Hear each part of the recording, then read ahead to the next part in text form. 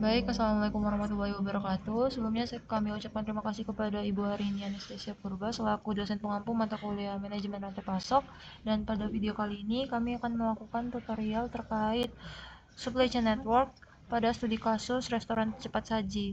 Sebelum memulai video tutorialnya, perkenalkan saya Nursatabila Indri dengan NIM 12221037. Kemudian ada teman saya Dia Fatmawati dengan NIM 12221001. Lalu ada Anissa Triwulandari dengan NIM 12221010 dan ada Dita Yosviani Salalang dengan NIM 12221026.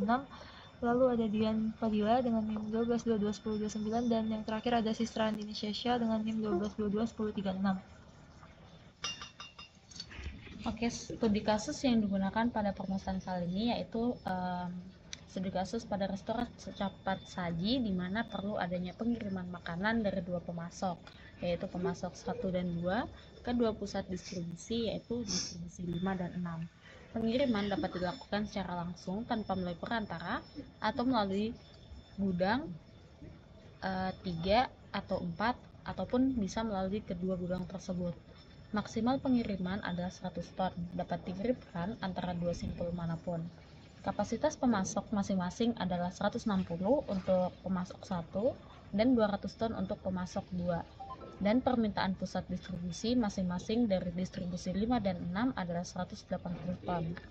Biaya pengiriman per ton di sepanjang setiap rute yang memungkinkan diberikan dalam tabel di bawah ini. Berikut adalah matriks untuk biaya pengiriman. Oke, baik. Dapat dilihat pada tabel berikut yang dimana tabel tersebut itu yaitu from adalah domainnya, sedangkan to itu adalah kodomainnya.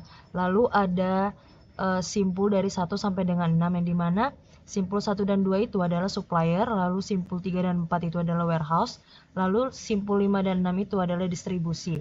Dan dari masing-masing baris memiliki beberapa angka tertentu yang dimana pada baris pertama terdapat 8, 13, 25, dan 28. Lalu di baris kedua ada 15, 12, 26, dan 25. Selanjutnya di baris ketiga ada 6, 16, dan 17. Dan terakhir di baris keempat ada 6, 14, dan 16. Baik, selanjutnya dilanjut dengan summary dari permasalahan yang ada pada studi kasus tersebut. Di mana untuk supplier 1 dengan tujuan gudang 3, gudang 4, dan juga distributor 5 dan 6 dengan masing-masing kosnya itu dari supplier 1 ke gudang 3 dengan kos $8 per ton dengan kapasiti 100, lalu dari supplier 1 ke gudang 4 dengan kos sebesar $13 per ton. Kemudian ada dari gudang 1 ke supplier 5, dari supplier 1 ke distributor 5 itu kosnya adalah $25 per ton, dan dari supplier 1 ke distributor 6 kosnya sebesar $28 per ton dengan masing-masing kapasitasnya adalah 100 ton. Kemudian selanjutnya dari supplier 2 ke gudang 3 kosnya sebesar $15 per ton. Kemudian dari supplier 2 ke gudang 4 kosnya sebesar $12 per ton. Lalu dari supplier 2 ke distributor 5 kosnya sebesar $26 per ton, dan dari supplier 2 ke distributor 6 kosnya adalah sebesar $25 per ton dengan masing-masing kapasitasnya adalah 100 ton. Baik, selanjutnya di sini ada dari warehouse 3 dengan tujuan ke warehouse 4 itu dengan kos sebesar $6 per ton. Lalu dari warehouse 3 ke pusat distribusi 5 itu dengan kos sebesar $16 per ton. Lalu dari warehouse 3 ke pusat distribusi 6 kos yang dikeluarkan itu sebesar $17 per ton, yang dimana untuk masing-masing capacity itu sebesar 100 ton. Lalu dari warehouse 4 dengan tujuan ke warehouse 3 itu biaya kosnya itu sebesar $6 per ton. Lalu dari warehouse 4 ke pusat distribusi 5 dengan biaya atau kos sebesar $14 per ton. Lalu dari warehouse 4 ke pusat distribusi 6 dengan biaya atau kos sebesar $16 per ton, yang dimana dari warehouse 4 baik ke warehouse 3 maupun ke pusat distribusi 5 dan 6 masing-masing kapasitasnya sebesar 100 ton.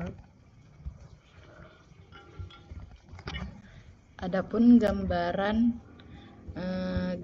dari networking pada studi kasus restoran cepat saji yaitu pada supplier 1 yang dapat menyuplai 160 ton mengirimkan melalui warehouse 3 lalu menuju pusat distribusi 5.